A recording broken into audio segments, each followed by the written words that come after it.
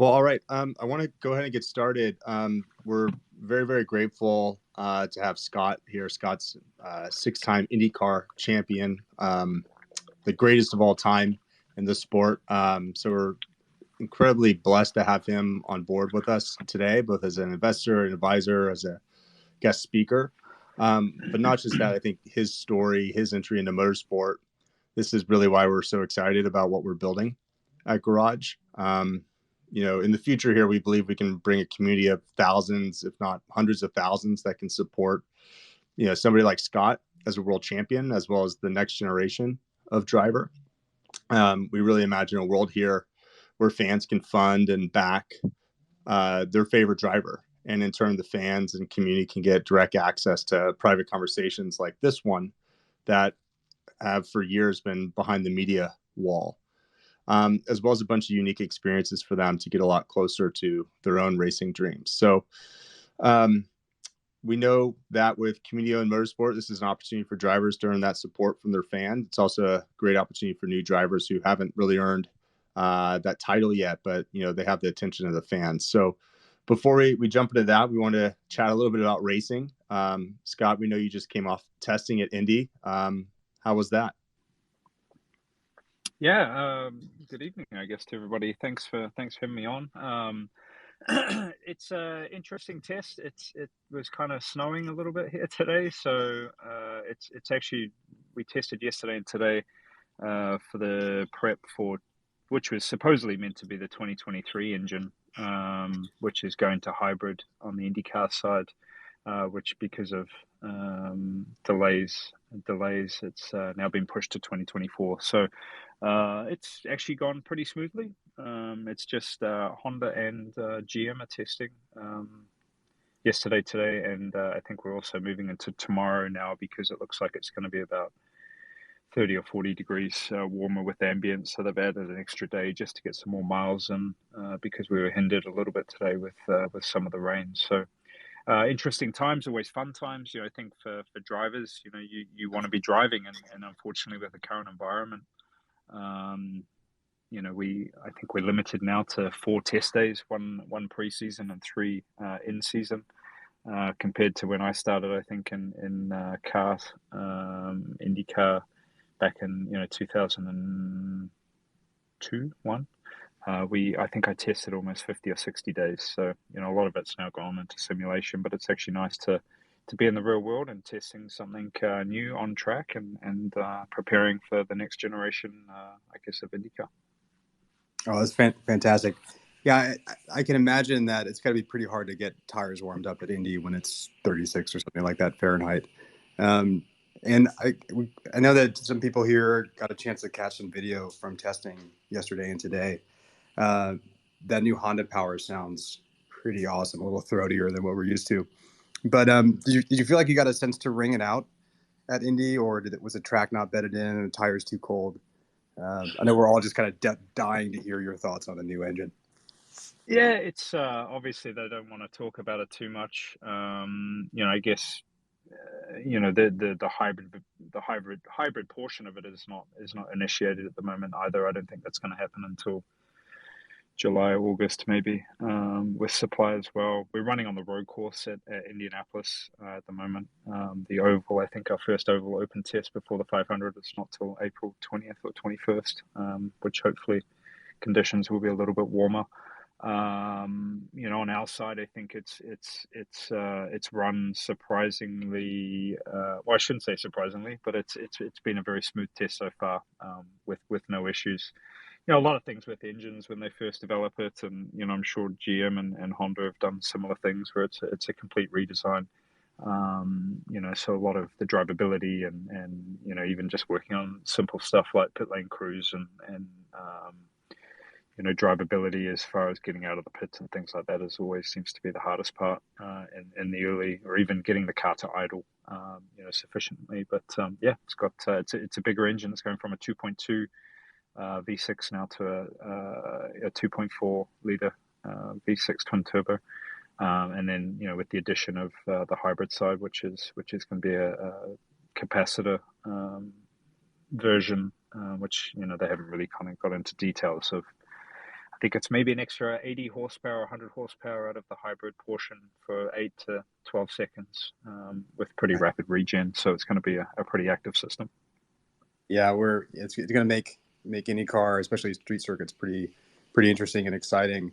Do you have any sense for, and again, Scott, if this is kind of too detailed and not appropriate, you don't hesitate to pass on some of these questions, but any sense for whether a hybrid and regen will be available on ovals, or will that just be for street courses? I think it's still TBD. Obviously, they would like to. I know there was a first iteration of when they were talking about that it would just be active for pit lane and situations like that. It is extremely, a lot of us have had the discussion of, say you're leading the Indy 500, it's 5 laps to go and you got a train of 4 or 5 cars behind you that are regenning, that get, the option of an extra 100 horsepower on the last lap. As the leader, you're just going to kind of get hung out. You see it more of a something that's easy to apply on a short track oval, maybe like St. Louis or Iowa, where you have deceleration, but at the end of the Indy 500, especially for the current generation of the car, you're pretty much flat out. You'll be well over 220 miles an hour and probably not even lifting, maybe just with traffic and getting through, lap traffic would be the only time that you're lifting and not even really braking, So it could be a difficult application. I know they're looking at it in many different ways. Obviously the road and street is something that's going to be, a no-brainer. But even then, is 50% of the regen going to be done automatically? And then they're talking possibly the other 50% done by driver paddle, which will make it busy, even through the simulations that we've done already. You're regenning every corner, every braking zone, and you're then deploying on, every straight, so even testing like we've done it, simulation for Long Beach, it's crazy how busy you're going to be. So which would be great because it would be, could implement, a lot of mistakes from drivers and spice up the racing a little bit. But then, it could be also overload. So a lot of those factors, I guess, as such, have not been agreed on by the manufacturers or even IndyCar at the moment. Got it. That's good to know. I think that might be kind of a good segue to, one of the things that I've been fascinated by is really how drivers prepare for races differently, especially when you're looking at 2 weeks, sometimes 4 or 5 weeks between races, and you're switching from a short oval to a long oval to a street course. I'm really curious to understand how you've tackled prep before races today and how that's maybe changed over the last few years. I mean, you've led like 4,000 laps at Texas or something along that order. Has your race prep changed over time, and how does it differ between different types of tracks? Preparation is key, and more so these days. As I kind of commented on earlier, just the lack of testing that we do have now. Obviously we do it in different ways, which has become simulation. Honda has a facility just at the outskirts of Indianapolis here in Brownsburg that we utilize a lot, but because there is only one station, it's utilized by all the Honda teams and drivers, so it's hard to actually get time on it or sufficiently what you need.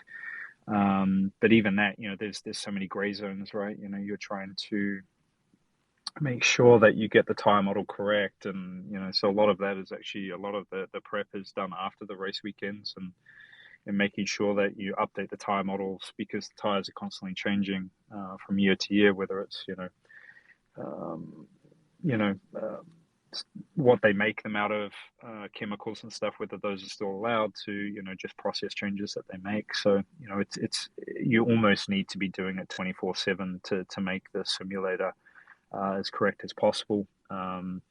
So from when I started, data was obviously the biggest portion of it, I think, and kind of, streaming over that. At least you had that from, your teammates and people to follow. And then you'd, maybe have people on the team that could go out on the circuit and see what other cars were doing, maybe to give you that feedback. For us now, it's almost just overload of data, especially between sessions. We have all the onboard from all of our team cars. We have, you skim now data streams of the other cars, all 20, 4 or 5 others that are competing on the same weekend. You can kind of not at the high rate that you would see your teammates, but you can see what they're up to.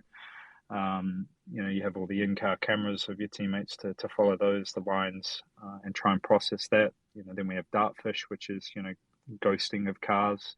You'll have your car, your quickest segment of, say turn 4, turn 5, and then they'll ghost, the quickest cars of that session through that corner. And you'll probably, I think on any practice session, you can have up to, I think, about 6 to 8 different corners that you're looking at. So it's just trying to dig through and process, what you see fit, and what is going to help you the most. So it's a lot of planning. It's a lot of trying to understand as a driver, the low hanging fruit and the areas that you can pick up on as quick as possible. But even on the team side, for them trying to analyze what is the biggest areas to improve, and that's got to happen within kind of almost in the session sometimes too now, just because say Long Beach next week we get one 45-minute session on a Friday, and then another 45 before we go into qualifying on Saturday. So track time is very short. The track is very crowded. You barely get any clear laps before you get into qualifying. So yeah, it's I don't know. It's kind of almost information overload, and unfortunately, as a driver, what you want to be doing is actually just driving, but you're trying to simplify the process so that when you do go out there, you make the right choices. Oh yeah, that was fascinating. Yeah, and you're just talking about learning a track and a car, but is there a similar kind of prep, just understanding rookie drivers and the younger drivers out on the track with you? Do you do a lot of watch footage of the driver who's just come up from Indy Lights, kind of get a sense for how they drive? And I ask this because, yeah, watching XPEL 2 weeks ago, one of the things that that really caught my attention in your style is this patience. So you're surrounded by a handful of rookies. You give a pass, preserve the car, preserve tires, limit fuel consumption. But 1 lap later, 3 laps later, like that door just opens, and you could see it. You could see the other drivers know that you're going to make that pass, but you shut the door, you take the pass, you make it safely. I don't know how well I'm communicating this, but it's the style that is very evident in your driving, and it does make me wonder how much time you spend studying the other drivers on the track, especially the rookies. I don't know. I think your priority is yourself, right? You got to understand, I guess just your own program as much as possible. Obviously, you have a lot more insight to team members, and then veterans that you've raced with for many years. You'll typically know their style. So you are right. The outliers are rookies, but even when you're getting to if you look at the top 3 categories in the world, you've got IndyCar, Formula One, and NASCAR. It's less than 100 people in the world. You generally have a pretty good understanding of who they are, just because of the different categories that they've come through, and the prep that a lot of these drivers get these days, because there is so much video access, simulators, even hitting new tracks for a lot of these people now, it's pretty seamless. So it really just drops it down to racecraft, right? And trying to understand that, which that can change just with emotions on from 1 lap to the next. It's like the Indy 500. It doesn't really have a constant tempo. It can be crazy at the start, then you can be into a bit of a lull with fuel saving, and then 9 times out of 10 it's going to go chaotic at the end as well. So sometimes it's almost better not to know, because then you don't make these prejudgments. And actually with Texas, the last race, I kind of caught myself out. I kind of delayed the go time where we were good on fuel as a team. I probably should have gone a lap or two earlier. Marcus, my teammate, he went. I kind of got hung out a little bit and got offline, and it kind of it affected the whole last portion of my race. Just with where I came out and the traffic, and you can see it and replay it and obviously go back and look at this stuff, and it's funny how one thing, the knock-on effect from a bad decision that I'd made it before the last stop in that race. So so I guess strategy and how you process your own races is something different, but there is always the outlier of drivers. How you can race your teammates to maybe some of the more aggressive guys like Sato and people like that. You kind of have to make a smarter decision sometimes. Fascinating. Are speaking of races like that stand out, races where you really learned something significant that affected a later win? Are there races that stand out over your past, again, like 4,000 miles at Texas or 4,000 laps at Texas or an Indy 500 win? Anything that stands out where you learned something really, really significant? I think for most drivers, and I don't know, I'm just comment for myself, but it's always the losses. I've been lucky enough and fortunate enough to be with an amazing team, and we've had many wins, 51 in IndyCar, but the ones that really linger are the losses.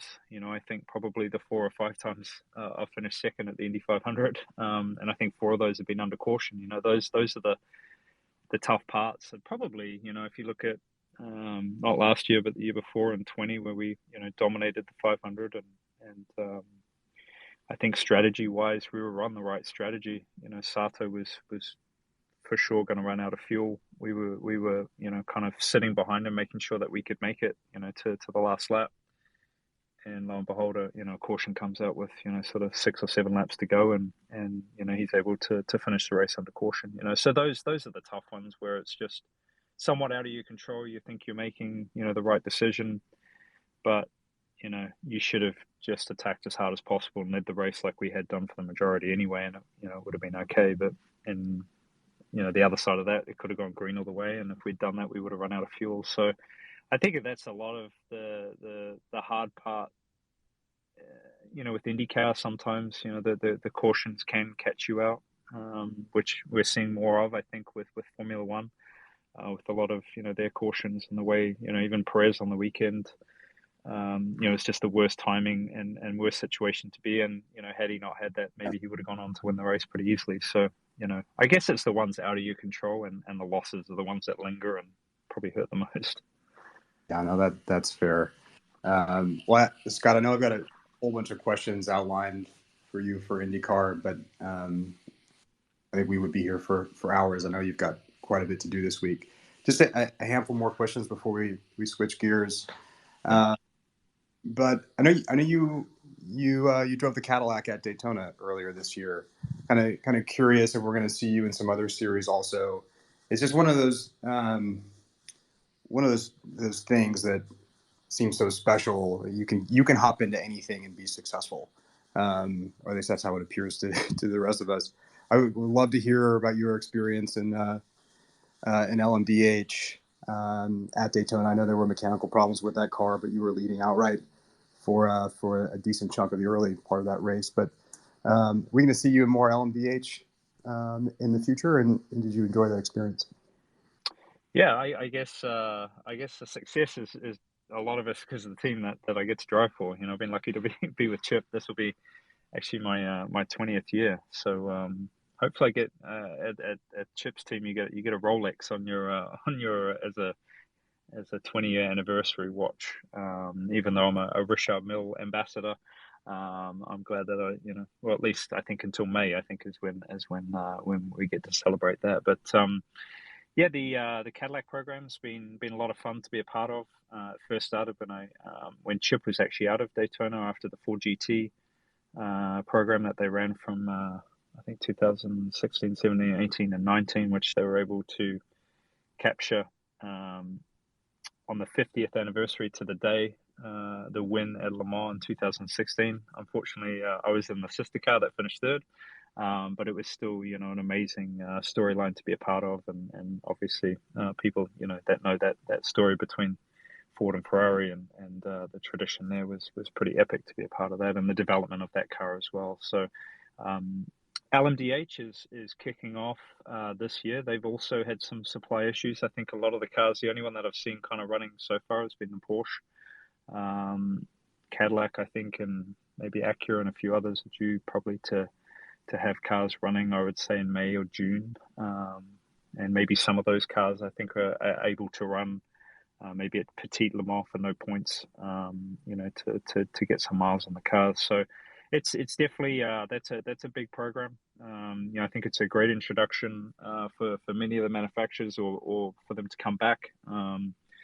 You've got Porsche, you've got Cadillac, you've got Acura, you've got BMW, Audi. It looks like they're going to start maybe a year or two later. There's talk of Lamborghini being in.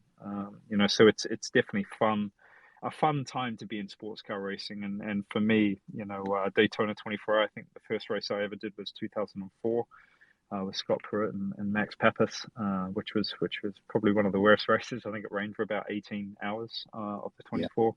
But just a tremendous race. For me, Le Mans for the first time in 16 was amazing too. Just the history of that place.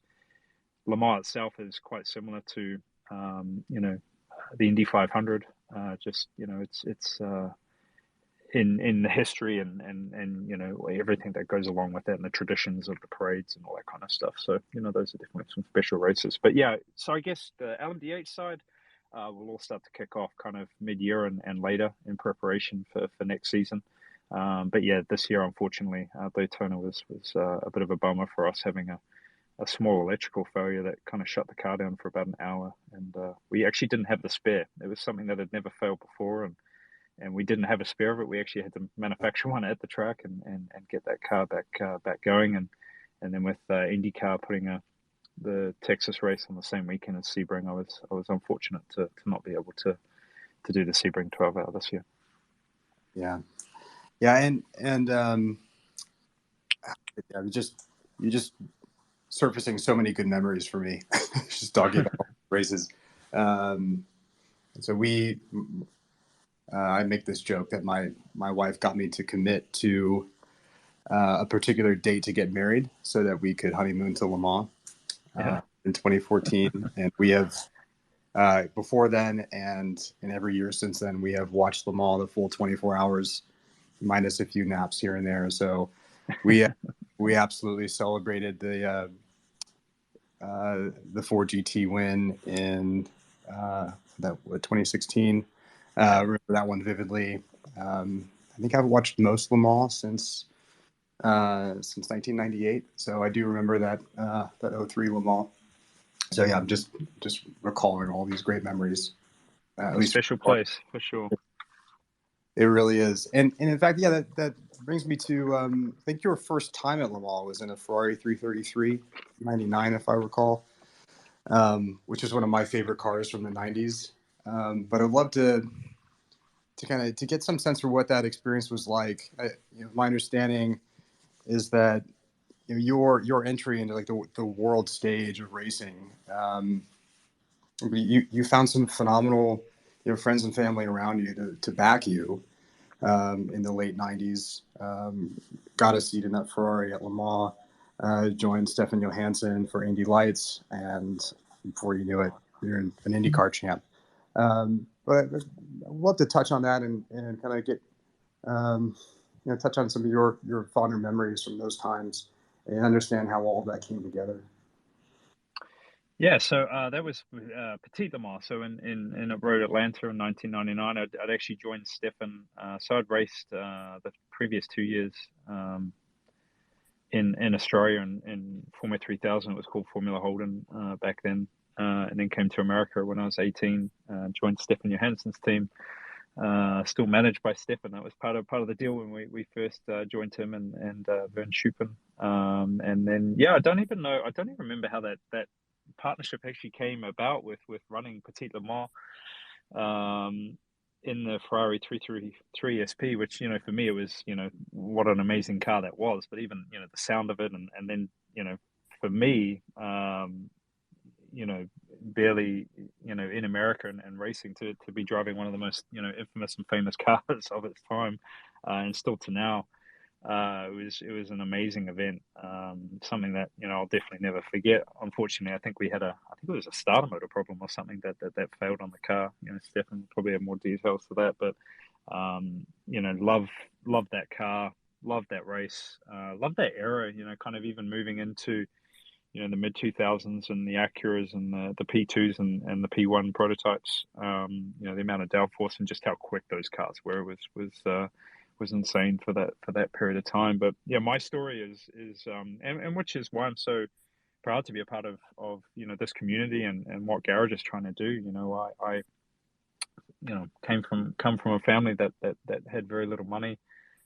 Started go-kart racing, when I was 7 or 8 in Auckland, New Zealand, after watching my cousins one weekend, and just hammered on my parents for probably 2 or 3 weeks until we started racing go-karts, and progressed into Formula V. I think I was the youngest in the world at that point to race single seaters at the age of 13. We'd kind of got around a loophole in the licensing for New Zealand that didn't require you to actually have a road bearing license, to get a racing license and go through that process. But that was, we were able to race at that level in Formula V and Formula Ford Class 2 and Class 1, through small sponsors and friends, but, then moving to Australia and eventually on to America.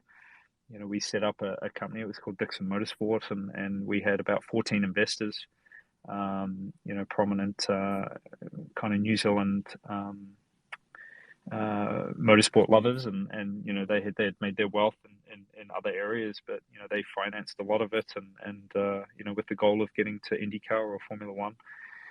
And that was, all came true in 2001, and over I think a 4 or 5 year period, I was able to actually pay them back.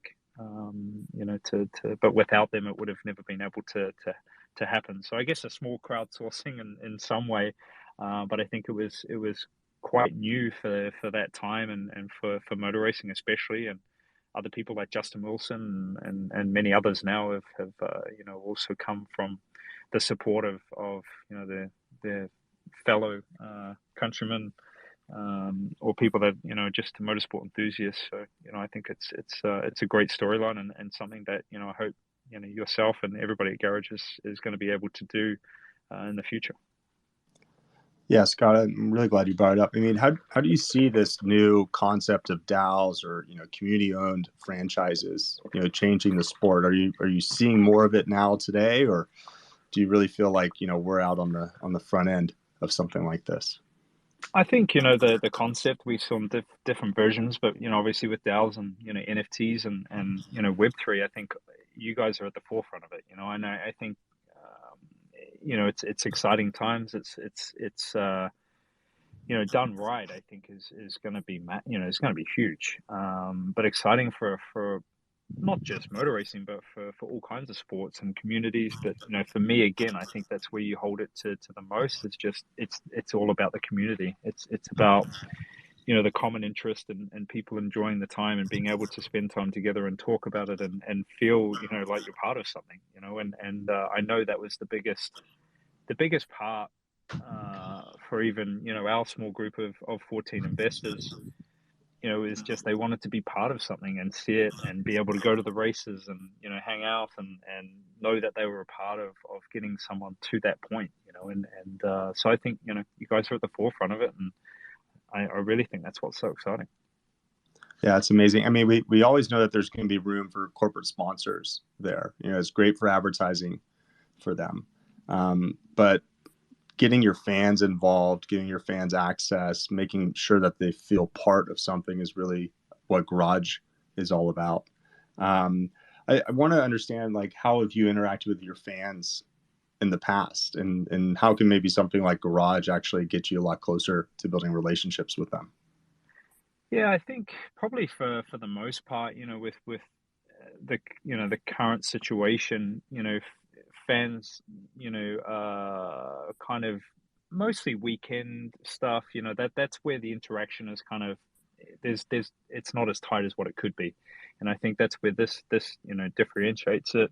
On a corporate level, it's a little bit different. Even say with PNC Bank or say with Honda or Cadillac. You have a lot of these events or evenings or dinners, on race weekends. Now at Long Beach, I think, we have over 150 guests just with PNC. There'll be dinners and interaction that way. Fans, it's a little tricky, as far as, there is that separation.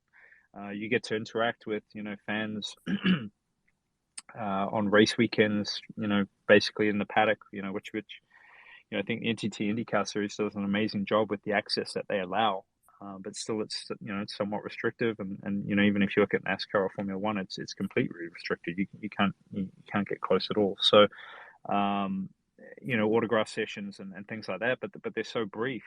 So we have fan forums. I think both manufacturers do that as part of their activation. Social media, I think, is key. I could definitely myself do a better job with that.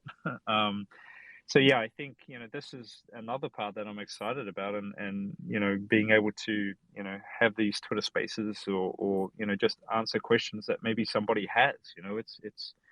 It's creating that activation and awareness and the community feel again. But I think IndyCar do a tremendous job.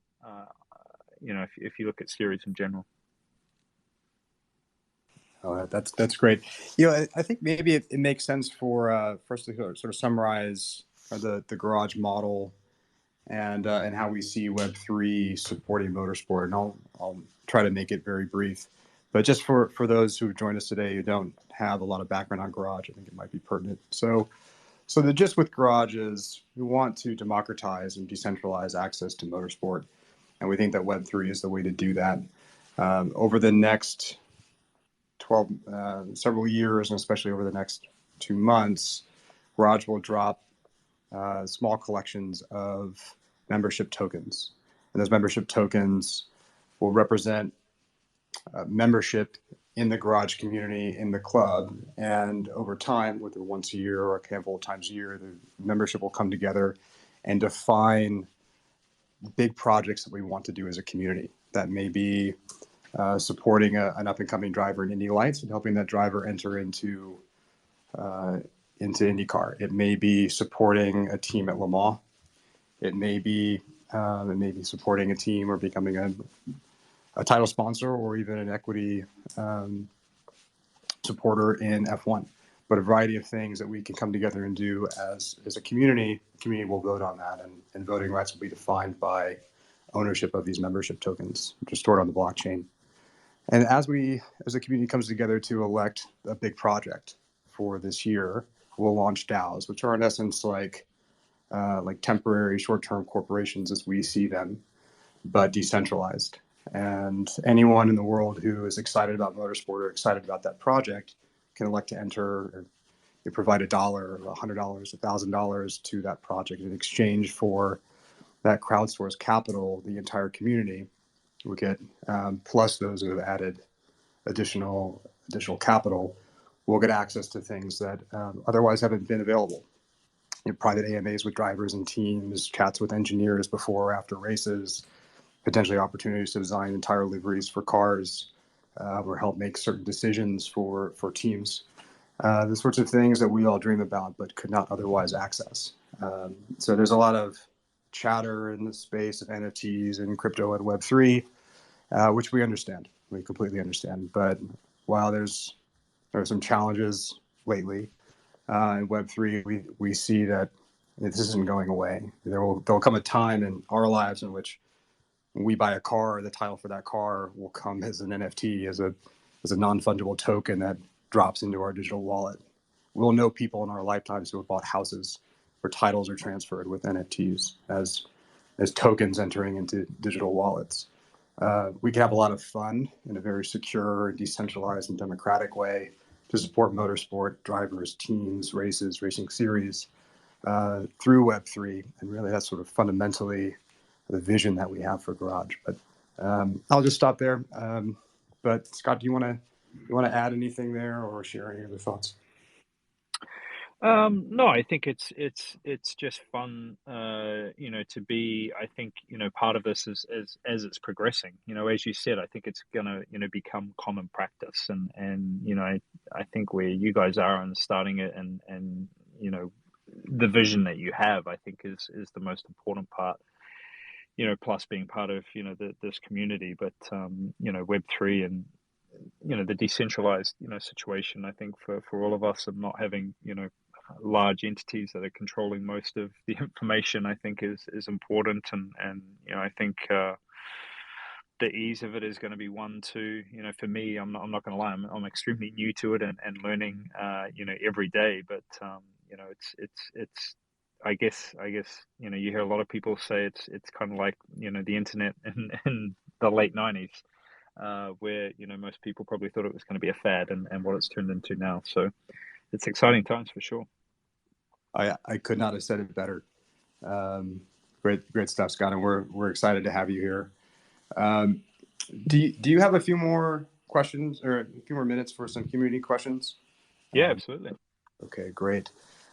So first one from Kaz is, outside of race cars, is there a particular car that brought the biggest smile to your face, or something or a car, a motorcycle, a car, a truck that you remember most fondly? My first car was a Honda Prelude, that had the pop-up lights. I think it was like a 1986. So that was the first car I had. It was an automatic, which I was devastated that my dad. Obviously, I was excited to get a car, but I was devastated that he'd purchased an automatic. All I wanted was a manual. But I don't know. I guess through my period of time, I was lucky actually to have a Subaru WRX. I think maybe when I was like 16, which was the craziest car, and it was like a RA, so like the lightweight version. My dad was an importer of Japanese vehicles into New Zealand back in the 90s, so it was definitely able to see some quite cool cars come through. But I don't know. The Ford GT was definitely special. I think with the history and the story of the 66 win, and Bruce McLaren, and being a part of that program was definitely an exciting car. I would say probably a car that I've driven recently is the Tesla Plaid, which was mind-boggling how much acceleration that thing has. So I don't know. That's a fairly wide spread there, I guess. No, that's great. We also heard that you're pretty into watches. Do you have a favorite you wear all the time, or are you on a rotating schedule? Always Richard Mille. They're partners. So I have collected watches since probably when I was able to first purchase one, maybe in the early 2000s, and I've had big collections of vintage pieces mostly. So yeah, I guess I think in some ways, and especially with the vintage, it's really about the chase. Trying to find that perfect Paul Newman to different dial variations. But I guess for me, the real I don't know, mind-boggling situation for me was actually to be part of the Richard Mille family, and thanks to Stefan, we worked on that for many years, and we're able to get that done with John Simonian here in America. Taskbot said Bonfire RSVP, so far, week of March 28 linear.app. I think app. for them, the way that they just step out of the Swiss norm of watches, and what is so generalized. They go over after crazy goals of being the lightest watch, and taking the most G loads, and I don't know. I guess for me, it's definitely a passion, and one where they take it to the extreme. So yeah, I've probably owned way too many watches, but it is definitely a big passion. Taskbot said she and Juhas rocked their task. So Scott, UX flow to one-on-one linear.app. But there is some chatter about potentially doing a watches specific conversation with Stefan and David and Sam from Joda, as we're all kind of into watches. Would love to have you join if you would have interest in that. Yeah, absolutely, So- absolutely. I think it's we're in the space of racing against time, right? So it's I guess just the history of racing and motorsport and everything to do with time and watches. It's one of the few things guys I guess get to wear. Oh, yeah, fantastic. Let's find a way to make that happen. So just a few other really quick things. So there's a chassis in the works, a new chassis in the works. Any thoughts, reservations, excitement about the new chassis? Yeah, I guess. Well, on the prototype side, that's they're in full swing, and that one's ready to go. On the IndyCar side, I don't know. I guess as far as a timeline, I guess for IndyCar, it's not strictly performance based. It's a one-mate chassis for everybody. A lot of it is implementing a lot of the safety structures that we've had. This current um, chassis is kind of 2012. It's had many updates through its course of life. Mostly, safety, whether it's the aero screen that we run on the IndyCar side, which is the screen in addition to the halo, which was mostly implemented just because of the small debris and high energy that we have on the ovals to all the side intrusions. So I think the biggest gain for the new car would possibly be with IndyCar is putting all those in, but obviously weight loss. This car is quite heavy now. I think we'll be well over 2,000 pounds once we get to the hybrid era in 24. So it's quite a heavy car, and obviously at Indianapolis when you're kind of qualifying, you're just under 250 miles an hour. You hit that wall, man. It's some pretty big G loads. I think a lot of people don't understand just the energy that is created and something like that, and the addition of the weight that we see is just adding to that. So I think Bourdais crash maybe 3 or 4 years ago was 117 G. So it definitely leaves a mark, and something that I think would be the next sort of safety ambition would be to reduce some of the energy that we create with these big crashes. Yeah, no, that's well said. That is tough stuff. Well, yeah, I appreciate all that, Scott. Really great insight. And maybe the last question I have, and then we'll wrap up, or we could give you more time if there are other things you want to share. But Garage is heading to the Indy 500 this year. We're sponsoring you at that race, which we're really honored to do. And as part of that, we're bringing a handful of members from the Garage community to the Indy 500 to see you in the pits, and hang out in the upper suites to watch the race. So we're calling the Garage 500 membership tokens are dropping on April 3rd. April 23rd, so just about a month away. And community members going to the Indy 500 will be selected from owners of the Genesis 500. But as part of that, maybe it's my final question for you. For someone who's never been to the Indy 500 before, do you have a recommendation or a suggestion for what to do or what not to do? Just go to the race. I'm going to be biased, but I've been to Olympic Games, World Cups, Super Bowls, the Le Mans 24-hour. Nothing has a touch on the Indy 500. The history is one thing. The sheer size, it's still the largest single-day sporting event in the world, with almost 350, 400,000 people in one spot. That alone, I think, for me was the biggest shock. I came from a small country like New Zealand. I lived in Indianapolis actually for about 2 or 3 years and watched the race on TV, even though it was just down the road, and went to it for the first time in 2002 and was just shocked. The sheer size of the venue, but that amount of people in one spot was just mind-boggling to me. So there's so much of it. I think the parade is amazing in its own right. Over 100,000 people that line the streets on the Saturday before the race. To I think this year with the snake pit and the DJs that they have. There's something for everybody at this race. But to go there and be a part of history and to see, the greatest spectacle in racing is like nothing else. So it's definitely a bucket list item that, even for somebody that's not into motor racing, your mouth will be wide open and your eyes will be popping out of your head. So it's